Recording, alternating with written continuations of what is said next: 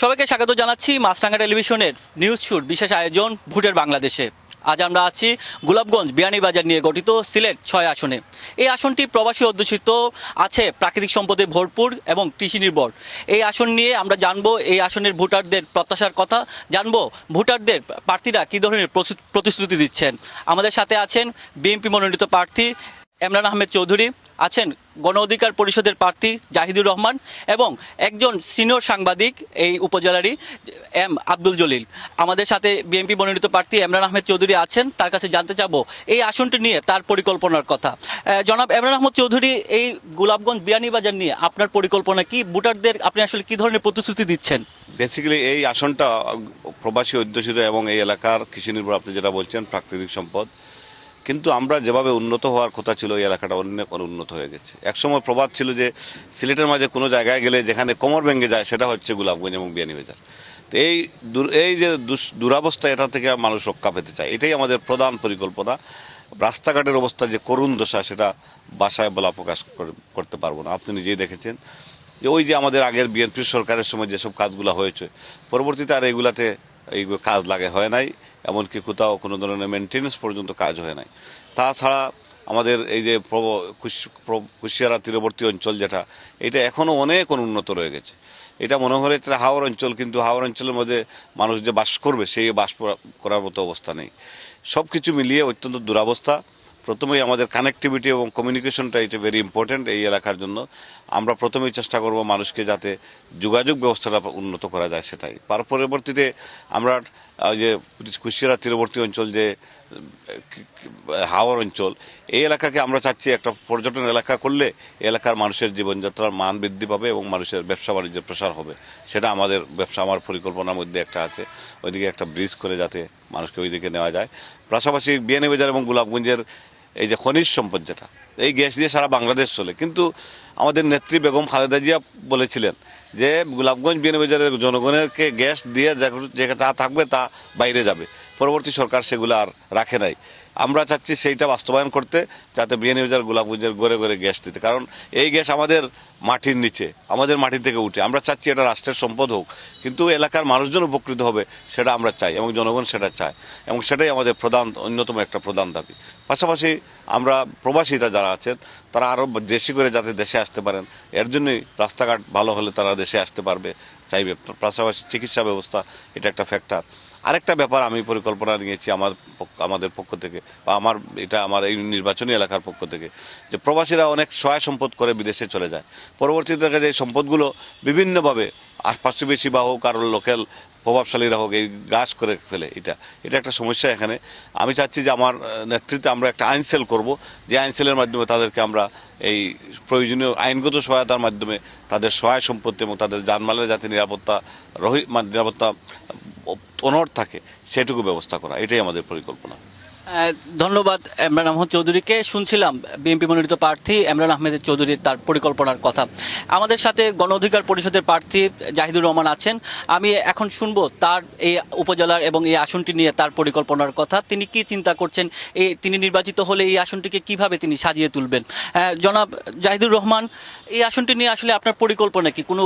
কোনো লক্ষ্যমাত্রা আছে? যদি আপনি নির্বাচিত হন 5 বছরের ভিতরে আপনি আসলে কোন ধরনের উন্নয়নকে গুরুত্ব দিয়ে আপনি এই আসনটিকে সাজাবেন?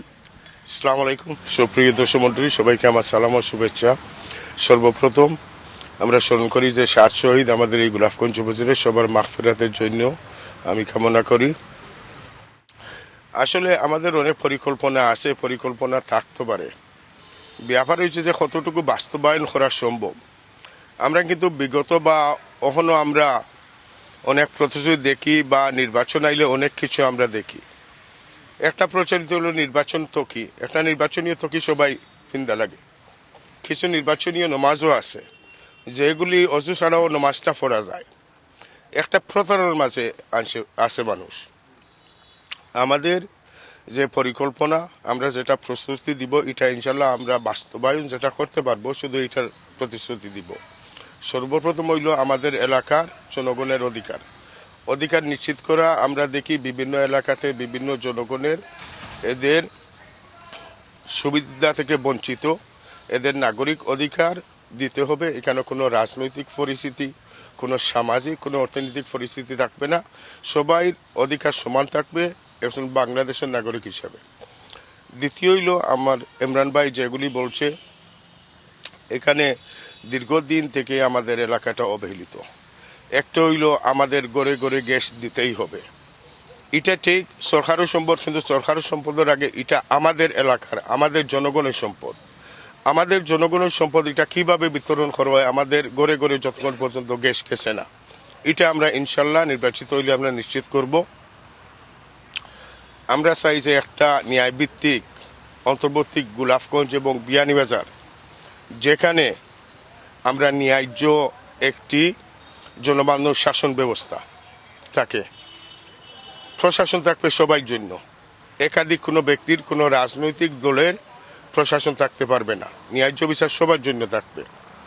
আমাদের এলাকাতে অনেক দুর্যোগ আসে, কারণ আমাদের যেটা আমরা বলি যে একটা দেশের মেরুদণ্ড হইল যোগাযোগ ব্যবস্থা।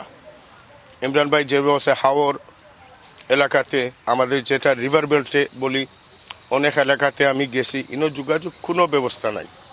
সর্বপ্রথম অগ্রাধিকার ভিত্তিক এদের যোগাযোগ ব্যবস্থা, যেমন বাগা সেতু, শরীফগঞ্জ একটা সেতু দিতে হবে, এদের মূল কানেক্টিভিটি থাকতে হইবে শহরের লোকে সবসময়। এরপরে নদী ভাঙ্গনের বড় একটা ব্যাপার আছে, এটা যদিও দীর্ঘমেয়াদী একটা পরিকল্পনা, যদি আমি বলি যে এটা 5 বছরে করা সম্ভব, এটা সম্ভব হবে না, কিন্তু আমরা এটা ইনশাল্লাহ এটা নিয়ে কাজ আরম্ভ করব। এটা নিয়ে কাজ আগামীতে আরও 5 বছর যে আসবে ইনশাল্লাহ 10 বছর ভিতরে এটা পরিপূর্ণ করতে পারবে। আর আমাদের এখানে বন্যা প্রভাবিত এলাকা, অনেক দুর্যোগ আছে শুধু এই নদী ভাঙ্গনের কারণে। অনেক মসজিদ, মাদ্রাসা, শিক্ষা প্রতিষ্ঠান, অনেকের বাসস্থান ভেঙে যায়, এটার একটা ব্যবস্থা নিতে হবে। এরপরে আমার আশা আকাঙ্ক্ষা হইল যে ইনশাল্লাহ আমরা 2 উপজেলার মধ্যভিত্তিক একটা মেডিকেল কলেজ থাকে। আমরা দেখি আমাদের বোনেরা এখন সিলেট চাইতে হয় উচ্চশিক্ষার জন্য, আমাদের এটা প্রবাসী এলাকা, এটা করা সম্ভব আমাদের পক্ষে। একটা মধ্যভিত্তিক একটা মেডিকেল কলেজ থাকবে। শিক্ষা ব্যবস্থা বাংলাদেশও পরিবর্তন আনতে হইলে আপনি শিক্ষা ব্যবস্থা পরিবর্তন করতে হবে। বর্তমানে আমরা যেটা দেখি, সবে পড়তে পারে না, প্রত্যেক বাচ্চার এদেশে পড়ার সুযোগ দিতে হবে 5 বছর থেকে। এটা নিশ্চিত করতে হবে, শুধু বিয়ানীবাজার সমস্ত দেশের লাগে এটা নিশ্চিত করতে হবে। আমাদের ভবিষ্যৎ, আমাদের বাচ্চাদের লেখাপড়াটা নিশ্চিত করতে হবে। এবং বর্তমানে যে পাঠক্রম আছে, এই পাঠক্রম পুরা পরিবর্তন করতে হবে। ইংরেজি হইল একটা ইন্টারন্যাশনাল ল্যাঙ্গুয়েজ, অথচ আমাদের পার্শ্ববর্তী দেশগুলিতে গেলে দেখতে পারি সবাই দক্ষভাবে ইংরেজি বলতে পারে, কিন্তু আমাদের বাংলাদেশে ইংরেজি বলতে পারে না। আইটি ইনফ্রাস্ট্রাকচার একেবারে দুর্বল, আইটি ছাড়া আগামী 10 বছর কেউ চলতে পারবে না। আমাদের কিন্তু বাচ্চারা এই সুযোগটা দেওয়া হচ্ছে না, এই সুযোগ থেকে বঞ্চিত। এরপরে আমাদের যে ইসলাম শিক্ষা, আমরা বর্তমানে দেখি স্কুলে এক পাঠক্রম চলে, মাদ্রাসাত আরও এক পাঠক্রম চলে। সিলেবাস মাদ্রাসা হোক স্কুল হোক, সিলেবাস একই থাকতে হবে। ধর্ম, ইসলাম হতে হবে ধর্ম, রাষ্ট্র ধর্ম। ইসলাম শিক্ষা প্রত্যেকটা মাদ্রাসাতে, প্রত্যেকটা স্কুলে থাকতে হবে ফ্রম ক্লাস 5। এবং এটা যেহেতু প্রবাসী এলাকা, আমিও নিজে একজন প্রবাসী, আমি আমার পাসপোর্ট, আমার নাগরিকতা 50 বছর নাগরিকতা বাতিল করে আসছি দেশে সবার সেবা করার জন্য। আমাদের প্রবাসীরা অনেক আশা আকাঙ্ক্ষা রাখে আমাদের এলাকা নিয়ে, অনেক সামাজিক সংগঠনের মাধ্যমে। বর্তমানে এই যে উন্নয়ন দেখছেন, অ্যাটলিস্ট 40% এটা হলো সামাজিক সংগঠনের মাধ্যমে, যেটা প্রবাসীরা করে। প্রবাসীরা অনেক ভালোবাসে আমাদের এলাকারে, আমাদের এলাকার উন্নয়ন চায়, আমাদের জনগণের উন্নয়ন চায়। প্রবাসী অখলরে যদি আপনি অন্তর্ভুক্ত না করেন, উন্নয়ন করা সম্ভব হবে না। ওদের রিপ্রেজেন্টেশন থাকতে হবে। সর্বপ্রথম কথা হইল প্রবাসী যারা বাস করে, আমিও নিজে 5 বছর থাকি আমি বিদেশ গিয়েছিলাম, সেখানে আমার লেখাপড়া সব কিছু, আমাদের দৃষ্টিভঙ্গি আলাদা। আমরা যেটা উন্নয়ন বুঝি, এটা হয়তো আমাদের অনেক ভাই বোনে বাংলাদেশে বুঝতে পারছে না, কারণ এই উন্নয়নটা দেখছে না। আমাদের যে পরিকল্পনা হইল বিদেশের মতো উন্নয়নটা হবে। রাস্তা হবে না, রাস্তার সাথে রাস্তার নিরাপত্তা জনগণের এবং যানবাহনের নিরাপত্তা আপনি দিতে হবে, তখন রাস্তা হবে। সব কিছু দীর্ঘমেয়াদী হতে হবে। আমরা দেখি, আমি তো প্রায় সময় দেশে আগেও আসছি, গত 1 বছর থেকে দেশে আসি, রাস্তার কাজ করে গেছে 6 মাস পরে আবার ইয়া ফাইলা ভাঙ্গা। এই রাস্তা কাজ করার কোনো মানি নাই। কমপক্ষে 10-15 বছর চিন্তা নিয়ে রাস্তা করতে হবে। আমাদের সড়কে সবার নিরাপত্তা দিতে হবে। শুধু রাস্তা হলে হবে না, সর্বপ্রথম জনগণের নিরাপত্তা, পরে রাস্তা। এই চিন্তা নিয়ে শুনছিলাম আমাদের গণ অধিকার পরিষদের যে প্রার্থী তার নির্বাচনে তিনি বিজয়ী হলে কি ধরনের উপজেলাটিকে তিনি কিভাবে সাজাবেন। আমাদের সাথে একজন নাগরিক সমাজের প্রতিনিধি হিসেবে আছেন সিনিয়র সাংবাদিক আব্দুল জলিল সাহেব। জলিল সাহেব, আপনি তো দুজন প্রার্থীর কথা শুনলেন, নাগরিক সমাজরা আসলে কি ভাবছে এই উপজেলার, আসলে এই যে উপজেলার যে দুটি উপজেলা নিয়ে এই আসনটি গঠিত, এই উপজেলার মানুষগুলো আসলে কি ভাবছে, প্রার্থীদের কাছে তাদের প্রত্যাশা কি? বিগত সময়ে অনেক প্রতিনিধিসকল নির্বাচিত হয়েছেন, কিন্তু ওনাদের কথায় আর কাজে তেমন একটা মিল আমরা পাইনি। বিদায় গত 17-18 বছরে এই গোলাপগঞ্জ বিয়ানীবাজার এলাকা অত্যন্ত জনদুর্ভোগের একটি এলাকায় পরিণত হয়েছে। প্রথমত আমি গোলাপগঞ্জ বিয়ানীবাজার নির্বাচনী এলাকার যে প্রাকৃতিক সম্পদে ভরপুর গ্যাস, এই গ্যাস গোলাপগঞ্জের ঘরে ঘরে, এই এলাকার ঘরে ঘরে সরবরাহ করার দাবি জনগণের দাবি। এই দাবি সম্বন্ধে আমি জানতে চাই, স্পেসিফিক জানতে চাই যে ওনারা নির্বাচিত হলে এই দাবি সম্বন্ধে কী করবেন, এবং গোলাপগঞ্জের শিক্ষিত যুব সমাজকে অগ্রাধিকার ভিত্তিতে কৈলাসলিয়া গ্যাস ফিল্ডে চাকরির ব্যাপারে আমি এটা জানতে চাই। এবং আমরা বিশেষ করে গোলাপগঞ্জ বিয়ানীবাজারের জনগণের দাবি, যেমন সুরমা নদী, কুশিয়া নদী বেষ্টিত গোলাপগঞ্জ উপজেলা, সুরমা নদীর হইপারে হইল বাগা, বৃহত্তর গোলাপগঞ্জের বৃহত্তর বাগা ইউনিয়ন, একটি বৃহত্তর ইউনিয়ন। এই ইউনিয়নের সাথে সংযোগ স্থাপনের জন্য গোলাপগঞ্জ বাজার সদরে একটি ব্রিজ নির্মাণ দীর্ঘদিনের বাগার লোকজনের দাবি। এবং মিরগঞ্জ মিরগঞ্জ শরীফগঞ্জ ইউনিয়ন, যেটা সংযোগ সড়কে একটি ব্রিজ নির্মাণ দাবি। এবং এই হাওর বেষ্টিত এলাকা কুশিয়ারা বেল, যাকে বলা হয় বুধবাড়ি বাজার এবং বাদেওয়াশা শরীফগঞ্জ ইউনিয়নে বিরাট একটি হাওর আছে। এই হাওরে যে কৃষকরা কাজ করে তাদের নিয়ে কোনো পরিকল্পনা আছে কিনা, এবং আমাদের শিবপুর সেতুর কাজ অবশ্য চলমান আছে, তো এটার আরও দীর্ঘ মেয়াদী কাজে আরও সংকীর্ণ করে আনার জন্য আমাদের দাবি। এবং গোলাপগঞ্জের জনাকীর্ণ যে রাস্তা, জরাজীর্ণ রাস্তা, মানুষের চলাচলে খুবই দুর্ভোগ পোহাতে হচ্ছে। অবশ্যই বর্তমান সংসদ সদস্য প্রার্থীরা বিভিন্ন এলাকায় ঘুরছেন, বিভিন্ন এলাকায় যাচ্ছেন, বিভিন্ন এলাকায় দেখছেন, ওনারাই বলবেন যে রাস্তাঘাটের কী অবস্থা। এই অবস্থা থেকে আমাদেরকে উত্তরণের জন্য আমাদের জনগণের দাবি, আমাদের ভোটারদের দাবি। শুনছিলাম নাগরিক সমাজের প্রতিনিধির কথা। এই উপজেলাগুলো যে গোলাপগঞ্জ বিয়ানীবাজার, এটি প্রবাসী অধ্যুষিত এলাকা। এখানকার যে সাধারণ মানুষ থেকে শুরু করে সবাই কিন্তু প্রবাসীর দিকে আগ্রহী থাকে, বিশেষ করে তরুণ প্রজন্মের সাথে আমরা যখন আলাপ করেছিলাম, তারা বলছিলেন যে আসলে এই দুটি উপজেলাতে আসলে তারা কোনো পর্যাপ্ত কর্মসংস্থানের সুযোগ না পাওয়ার কারণে তারা বিদেশমুখী হচ্ছেন। দুজন প্রার্থী আছেন, আমরা দুজন প্রার্থীর কাছে জানতে চাবো আসলে তরুণ প্রজন্মদের নিয়ে তাদের ভাবনা কি, এই তরুণ প্রজন্ম যারা কর্মসংস্থান পাচ্ছেন না তাদের নিয়ে তাদের পরিকল্পনা কি। বিএনপি মনোনীত প্রার্থী ইমরান আহমেদ চৌধুরী আছেন আমাদের সাথে, তার কাছেই জানতে চাবো তরুণ প্রজন্ম ভোটারদের নিয়ে আসলে তার ভাবনা কি। ধন্যবাদ। হ্যাঁ, তরুণরাই তো আমাদের জাতির ভবিষ্যৎ। তো তরুণরার সাথে যদি আমরা, আর বর্তমান এই পরিবর্তনটুকু তরুণদের মাধ্যমেই হয়েছে, যার জন্য তারা ডিজার্ভ করে এই তরুণ ভবিষ্যতে তাদেরকে জন্য কিছু করা। আপনারা জানেন যে ইতিমধ্যেই আমাদের জাতীয়ভাবে আমাদের নেতা, আমাদের প্রিয় নেতা, বিএনপির চেয়ারম্যান জননেতা তারেক রহমান তরুণদের জন্য বিভিন্ন কর্মসূচি ঘোষণা করেছেন। বিশেষ করে যেমন ফ্রিল্যান্সিং একটা ব্যবস্থা আছে। আমরা সব তরুণদের হাতেই মোবাইল পাই, কিন্তু এদেরকে যদি একটু প্রশিক্ষিত করতে পারলে, একটা কম্পিউটার নিয়ে বসতে পারলে তারা ফ্রিল্যান্সিংয়ের মাধ্যমে অনেক টাকা ইনকাম করতে পারে, যেটা বিশ্বের বিভিন্ন প্রান্ত থেকে বিভিন্ন দেশে হয়। যেমন আমেরিকান, ইংল্যান্ড যেসব প্রতিষ্ঠান দ্বারা আছে, তারা কিন্তু ফ্রিল্যান্সিংয়ের মাধ্যমে অনেক টাকা আর্ন করতে পারে বিভিন্ন বড় বড় প্রতিষ্ঠানের সাথে। এর জন্য এদেরকে প্রশিক্ষণ দরকার। তো আমাদের পরিকল্পনা হচ্ছে তরুণদের জন্য একটা আইটি ল্যাব স্থাপন করে তাদেরকে ফ্রি অফ কস্ট যদি আমরা অন্তত একটু স্বল্পমেয়াদী একটা ট্রেনিং দিয়ে তাদেরকে দেওয়া যায় এবং তাদেরকে এই কানেক্টিভিটিটা করানো যায়, এটা আমাদের তরফ থেকে সেটা করা যায়, তাইলে কিন্তু এই তরুণরা অনেকখানি উপকৃত হবে। এটা নাম্বার 1। নাম্বার 2 হচ্ছে তরুণদেরকে আমাদের প্ল্যান হচ্ছে যে ভবিষ্যতে আমরা ভোকেশনাল ট্রেনিং ইনস্টিটিউশন, যেমন যাটার মাধ্যমে কারিগরি শিক্ষা, আপনার গতানুগতিক শিক্ষার পাশাপাশি যদি কারিগরি শিক্ষায় শিক্ষিত করা হয়, তাহলে এই তরুণরা কিন্তু তাদের ফ্যামিলি জীবিকা নির্বাহ করতে পারবে। এখানে আশাবাদী কোনো সমস্যা হবে না। যেমন মনে করেন ইলেকট্রিশিয়ান, কার্পেন্টার, প্লাম্বিং, এই কাজগুলো যদি সে লেখাপড়ার পাশাপাশি, সাধারণ শিক্ষার পাশাপাশি এই কাজগুলো করে বা এই কাজগুলো শিখে, তাহলে তাদের অনেক কিছু এখানে বেকারত্বটা লাঘব হবে।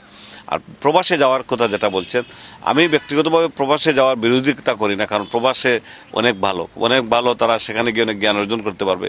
তবে হ্যাঁ, আমাদের এমন কিছু ইনফ্রাস্ট্রাকচার তৈরি করা যার মাধ্যমে প্রবাস থেকে এরা আসতে আবার আগ্রহী হয়। এবং প্রবাসী যদি পার্মানেন্টলি থেকে যায়, তাহলে আমরা তাদের সার্ভিস থেকে বঞ্চিত হব, বাংলাদেশ তাদের জ্ঞান থেকে বঞ্চিত হবে। তো আমরা সেই ধরনের ইনফ্রাস্ট্রাকচার যদি তৈরি করতে পারি, এটার জন্যই প্রয়োজন আমাদের ভালো যোগাযোগ ব্যবস্থার দরকার, ভালো আইটি টেকনোলজির দরকার, ভালো ডিজিটালাইজেশনের দরকার। কারণ বর্তমান ডিজিটাল যুগ, ডিজিটালাইজেশন ছাড়া প্রতিটা ক্ষেত্রে যদি আমরা ডিজিটালাইজেশনটা প্রপারলি করতে পারি, তাহলে তরুণরা কিন্তু অনেকাংশে দেশে ফিরে আসতে পারবে। যেমন তারা বিদেশে গেল, লেখাপড়া শেষ করলো, দেশে যদি তাদের চাকরির একটা নিশ্চয়তা পায় বা বিভিন্ন প্রতিষ্ঠান থেকে ব্যক্তি প্রতিষ্ঠান, সেটার জন্য। আরেকটা ব্যাপার আমি বলবো, আমার পার্সোনালি একটা পরিকল্পনা আছে, আমাদের দলের পরিকল্পনা তো আছেই, এটার বাইরেও, যে এই অঞ্চলে কিন্তু শিল্প কারখানা নেই। যেহেতু আমরা গ্যাস সমৃদ্ধ অঞ্চল এই বিয়ানীবাজার এবং গোলাপগঞ্জে, আমি চেষ্টা করব, যদি আমি আল্লাহ রাব্বুল আলামিন আমাকে নির্বাচিত করেন, আমি অন্তত একটা অঞ্চলকে একটা শিল্পাঞ্চল হিসাবে করার জন্য। কারণ এখানে যেহেতু গ্যাস আছে, গ্যাসের কানেকশনটা ইজি হবে, গ্যাস কানেকশন দিলে শিল্প কারখানা গড়ে উঠতে সুবিধা হবে। তো আমরা চেষ্টা করবো যাতে একটা শিল্প কারখানা যদি গড়ে তোলা যায়, তাহলে এই অঞ্চলের যত বেকারত্ব আছে, বেকার সমস্যা আছে, সেগুলো আমরা অনেকাংশেই লাঘব করতে পারবো। পাশাপাশি যোগাযোগ ব্যবস্থাটা তো অবশ্যই একটা ব্যাপার আছে। আরেকটা ব্যাপার স্পোর্টসের ব্যাপার আমি বলি, কারণ তরুণরা তো স্বাভাবিক খেলাধুলায় আগ্রহী, এবং যেখানে যত খেলাধুলার প্রচলন বেশি, সেখানে কিন্তু মাদকের প্রবণতাটা কম থাকে। খেলাধুলা থেকে আমরা উৎসাহিত করতে হবে। তো আমি খেলাধুলার সাথে জড়িত আছি। আমি সিলেট জেলা ক্রিকেট লিগের সভাপতি, এবং সিলেটের ক্রীড়া সংস্থা, জেলা ক্রীড়া সংস্থার আমি সিনিয়র সদস্য হিসাবে আমি খেলাধুলার সাথে সম্পৃক্ত আছি। তো আমি বিশ্বাস করি যে আমরা ক্রীড়াঙ্গনের উন্নয়ন, যেমন প্রতিটা উপজেলায় আমরা ক্রিকেটকে, ফুটবলকে যদি একটু আগে নিতে পারি, প্রতিটা উপজেলায় একটা স্টেডিয়াম, মানে আমাদের এখানে একটা স্টেডিয়াম, বিয়ানীবাজারে একটা স্টেডিয়াম, অলরেডি বিয়ানীবাজারে একটা স্টেডিয়াম আছে, আমি বলেছি যে সেটাকে আমরা সংস্কার করে দেবো। গোলাপগঞ্জের এমসি একাডেমি মাঠকে যদি আমরা স্টেডিয়ামের মতো ইউজ করতে পারি, তাইলে কিন্তু আমাদের অনেক কাজ হবে। এবং সেখানে যদি আমরা খেলাধুলাকে আরও বেশি করে লিগ সিস্টেম চালু করে আমাদের তরুণদের এখানে ইনভলভমেন্ট রাখতে পারি, যেটা আমাদের নেতা বলেছেন যে খেলাধুলা এখন শুধু না নেশা হিসাবে ইউজ করবে না, এটা পেশা হিসাবে ইউজ হবে। এবং আমাদের নেতারা, আমাদের 31 দফার মধ্যে একটা দফা আছে যেখানে ক্লারিফিকেশন আছে যে খেলাধুলাকে পেশা হিসাবে গ্রহণ করা। মানে একজন মা তার বাচ্চাকে যদি আর্নিং না হয়, তাহলে খেলাধুলা করতে দেবেন না, কিন্তু সে যদি একজন ফুটবল প্লেয়ার হয়ে সে আর্নিং করতে পারে, তাহলে কিন্তু তাকে সেখানে দিবেন। তো আমরা এই পেশাদারিত্বের পথটা সুগম করার জন্য আমরা সেই কাজটুকু করবো ইনশাআল্লাহ। ধন্যবাদ ইমরান আহমেদ চৌধুরীকে। আমাদের সাথে যে অন্য একজন প্রার্থী আছেন, গণ অধিকার পরিষদের প্রার্থী জাহিদুর রহমান, জানবো যে তরুণ প্রজন্ম নিয়ে তার কি ভাবনা, তরুণ ভোটারদের আকৃষ্ট করতে তিনি আসলে তরুণদের আকৃষ্ট করতে কি ধরনের পরিকল্পনা করছেন, এবং তরুণদের ভোট আনতে তার পরিকল্পনার কথা জানবো। জনাব জাহিদুর রহমান। জি, ধন্যবাদ।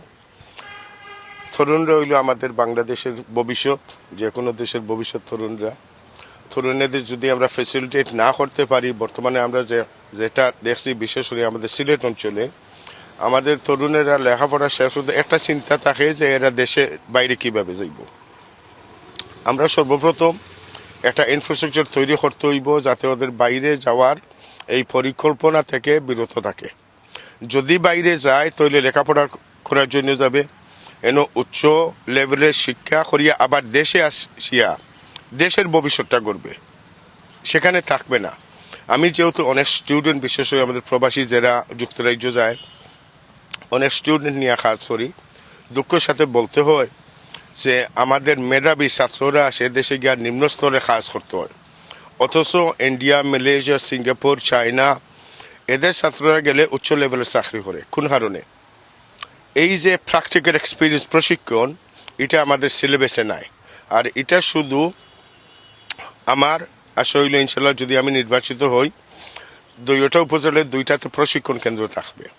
কিন্তু এখানে শুধু প্রশিক্ষণ কেন্দ্র করলে হবে না, প্রশিক্ষণ কেন্দ্র কিন্তু এই প্রশিক্ষণটা স্কুলের সিলেবাসের মাধ্যমে আরম্ভ হতে হবে।